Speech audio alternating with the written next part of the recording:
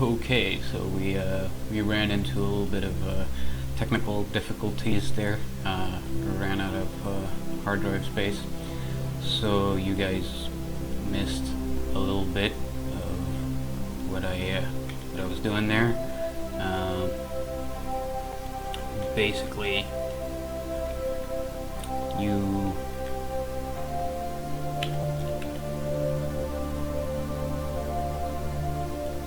wait, what? Why is this bugging out like this? Okay. This is weirding me out. Why is it centered, like, away from the... Okay. Wow. What am I looking at here?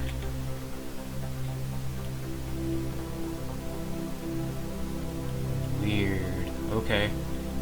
Let's go ahead and restart the game and we'll be back. Okay, so we're back again. Yeah, so some of the footage was lost.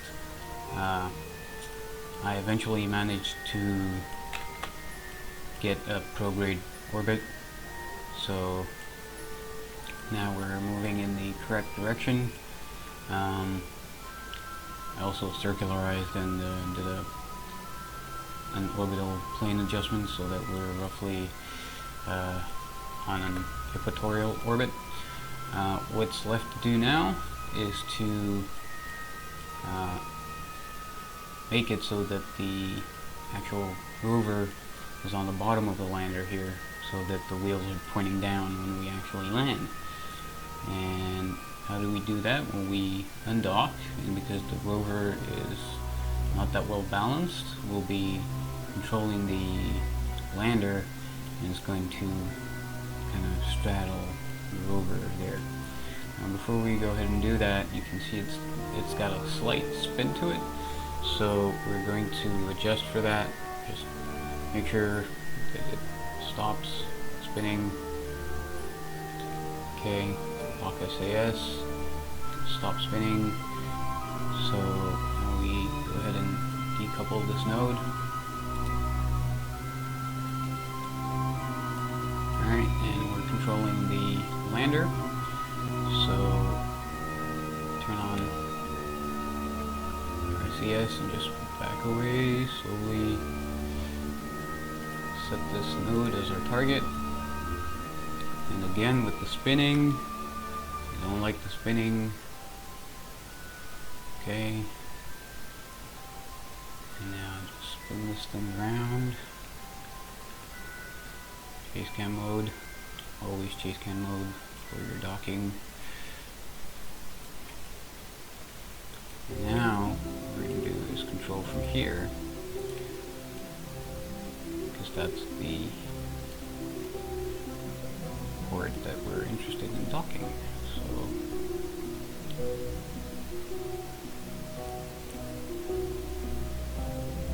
it's slowly spinning around, facing the direction we want it to.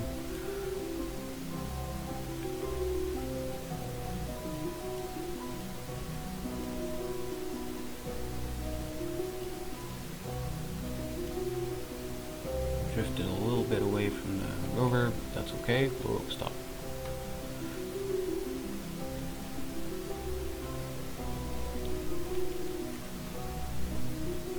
Okay, lock the SAS.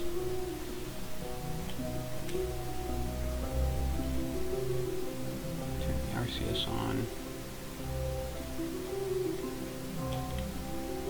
And now we're headed straight for the rover. Lock the SAS to stop the spinning. Slow down.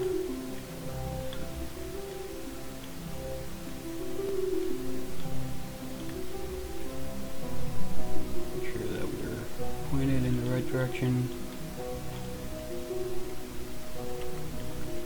Slow down some more.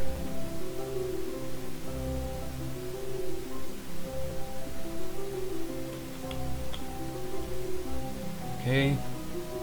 That was a little bit more violent than I have liked, but thankfully we didn't knock any parts off of it. And now we're just waiting for the magnetism to do its thing. It's wobbling like crazy. I'm glad Jeb isn't in there now. If you wait for it and don't panic, it will eventually dock. I said, okay. Alright, so we're docked. We're not in an ideal position, but none of the thrust from these engines will hit the rover, so that's great. The wheels turn, so we're fine. We're kind of spinning out of control here, but nothing we can't correct for. So now we have to pick a landing site. Now what I wanted to do is sort of pick as scenic a landing site as possible. So I was thinking, you know, Kerbal, low on the horizon, the sun. It'd be pretty cool if we could land somewhere around here.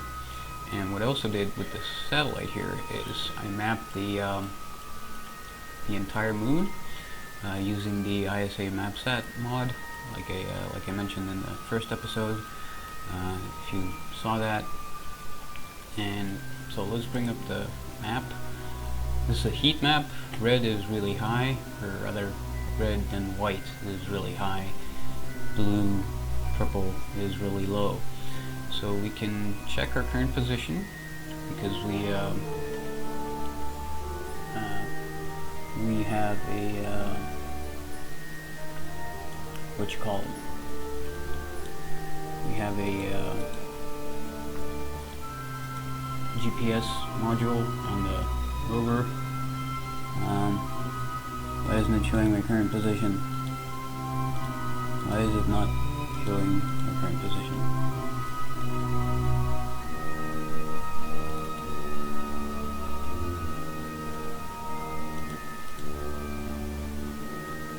Okay, so we're going to have to eyeball this. I'm thinking this crater right here is likely the big one, sort of this crater, this big crater over here. And this crater is this crater over here. So let's go ahead and turn on anomalies as well. Oh, there's our position. Okay, so yeah, we're just about this crater here. So I'm thinking we should probably try going for this anomaly, and I can see where it is. I'm not really sure if this is recording my mouse cursor. It didn't the last time. So yeah, I'm thinking just sort of north of the rim of this crater, and even if we don't hit the anomaly bang on, we have a rover, so we can always just drive there, assuming it's not very far. So let's go ahead and plan a maneuver and see if we can land over there. So we want to bring our periapsis down to where it's really close to this crater right here. So in order to do that, we'll need a maneuver on the opposite side of the moon. Okay, so you see our periapsis is east of where we want it, so we're going to need to drag this maneuver node a little bit. There we go. But now the problem is our periapsis is a little bit south of where we want it. So in order to correct for this, have a look at our projected orbit, and sort of between where our maneuver node and our desired periapse are, use the fine art of eyeballometry and have a second maneuver here, and this basically equates to a plane change. I placed this maneuver at roughly the 90-degree mark between the first maneuver and the periapse, and that got us pretty much where we wanted to be. So now we just need to have a maneuver that will bring this all the way down. Okay, that's all the way down. It's not on the flat ground, on the crater, but hopefully it'll bring us closer to the anomaly. So now that we've got that set up, let's go ahead and try to find this maneuver. Where is this maneuver? Should be somewhere toward the ground, maybe? Somewhere toward the ground, maybe? No? Oh, there it is. Okay.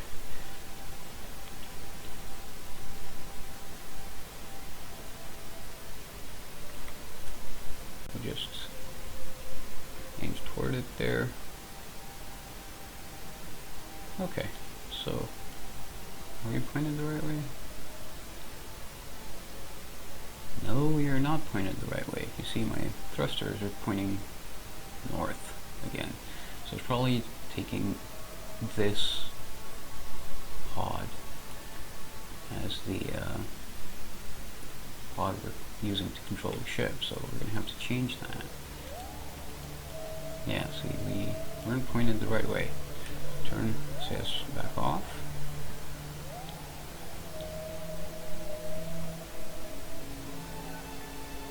Okay. Now we're in the correct position. Okay, so let's go ahead and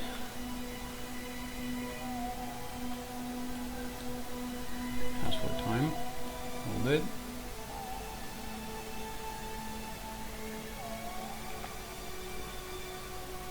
This isn't a very long burn, so what we'll do is we'll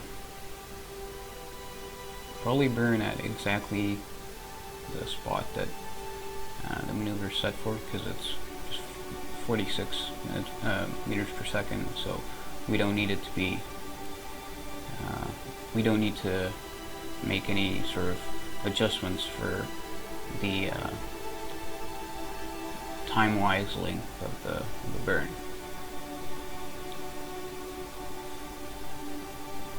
And I've slowed down the time acceleration to make sure I don't overshoot it, because it's pretty important to get it right on the mark if you're going to get like a really precise landing. So there we go. I'm pointed the right way. Just make sure our engines are activated. Which they're not.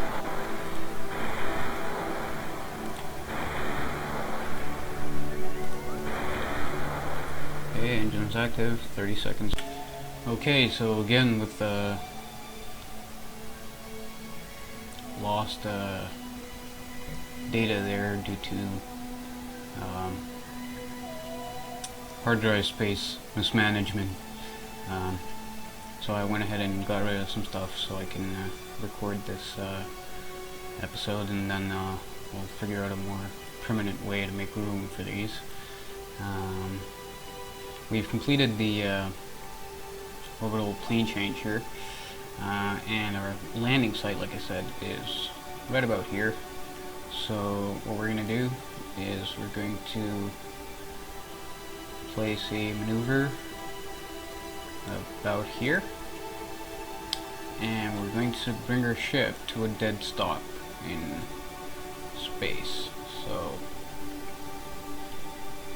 I want to get this precisely right, because if you don't get like a perpendicular sort of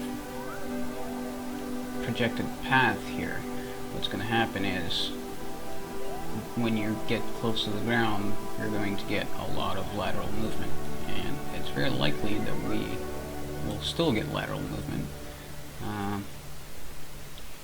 even in this configuration. What the hell? Fix this. Yeah, it's maybe more over here. Or here. It's very likely that we'll still get lateral movement even in this configuration, but hopefully it won't be too much to handle using just the RCS. So, god damn it. Okay, let's do this again.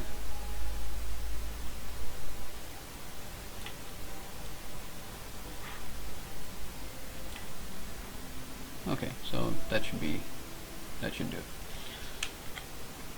So again, let's get pointed in the correct direction.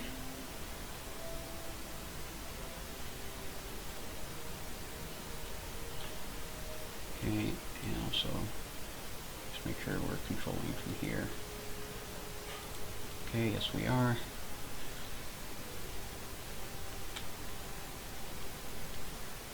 Okay, back to map mode. So this maneuver is 6 minutes out. Let's go ahead and, sorry, 8 minutes out.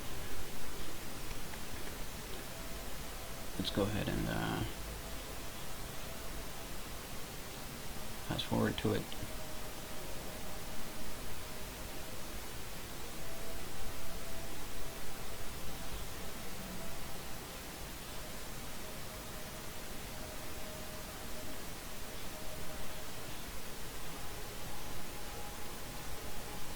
And fast forwarding to it.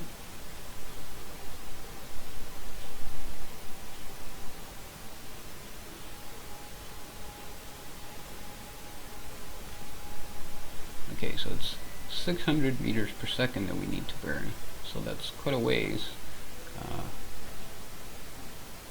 I don't exactly know how long, but we'll just have to take a look at the ground and sort of eyeball it again. Oh, okay, so there's the anomaly. Looks like one of those arches, so let's go ahead and start the burn now.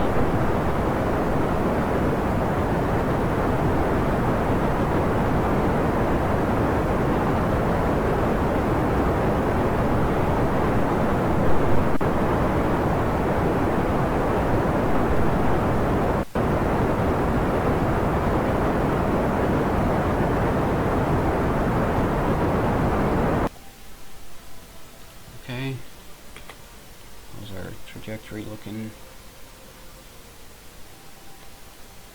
Not too good, not too bad either. So, okay, the arch is right over there. So, what I want to do is just point myself in such a way that I can still kill all of my lateral velocity. But it looks like our marker is well on its way to being pointed straight down. So I just want to see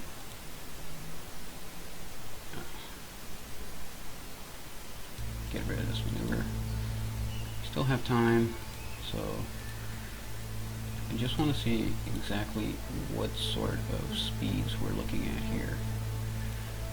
Okay, so it's looking manageable, 114 meters per second once we get to that position, but what I'll do is just also kill the rest of my lateral movement just by slowly burning in this direction.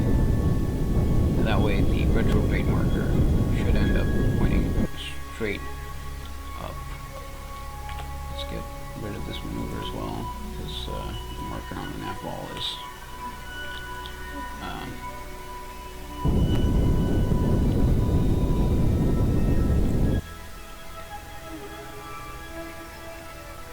distracting. Let's go ahead and say that it's distracting. So again, I just want the retrograde marker to be pointing straight up. That way I make sure there's no lateral movement. Also, make sure that our landing gear is down. We want to land on our engines, although that's probably possible. So our surface speed is looking pretty good. Let's check our vertical speed.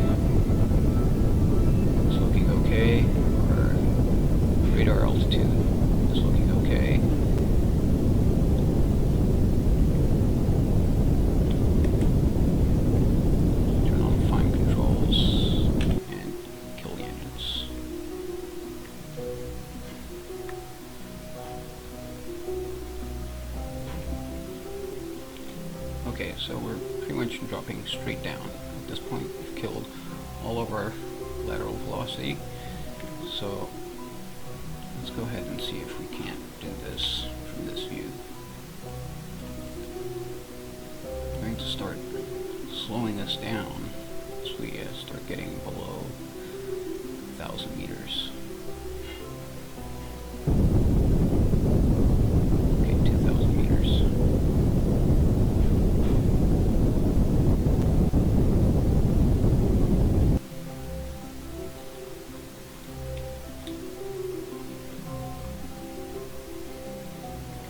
Vertical speed needs to come down a little bit.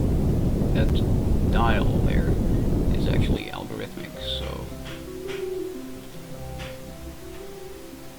even though it's really close to the 10 meter per second mark, that's really not 10 meters per second. It's actually probably a lot higher than that. Okay, so just want to make sure we're pointed straight down, 500 meters. Slow down even more.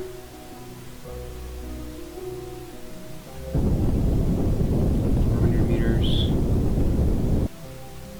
300 meters.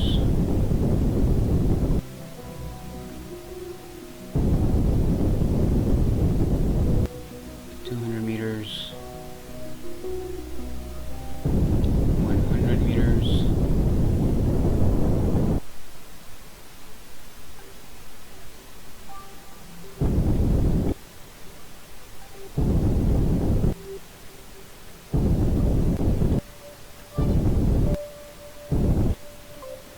And we're on the ground.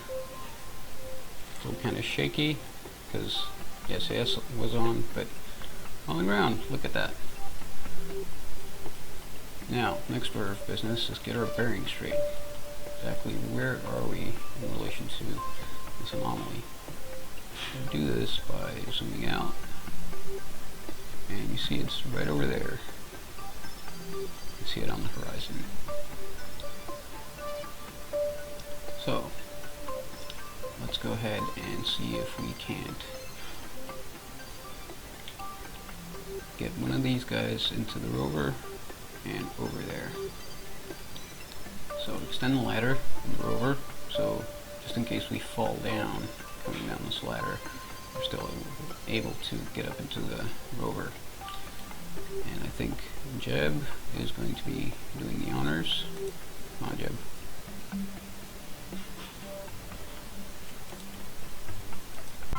Okay, so it appears that I lost some more footage. Missed Jeb's first steps on the moon, and quite a tumble he took in this rover. We're quickly approaching the anomaly here, hopefully without incident. And oh.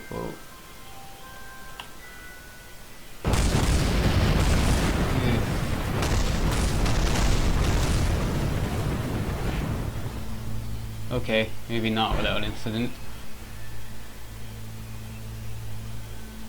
That was going a little bit too fast.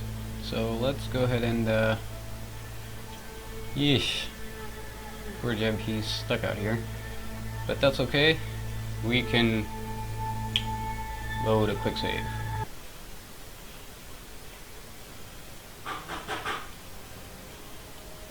Okay, and appears you guys get to watch me do this all over again. Let me go ahead and just check the recording, make sure everything's fine, and I'll get back to you.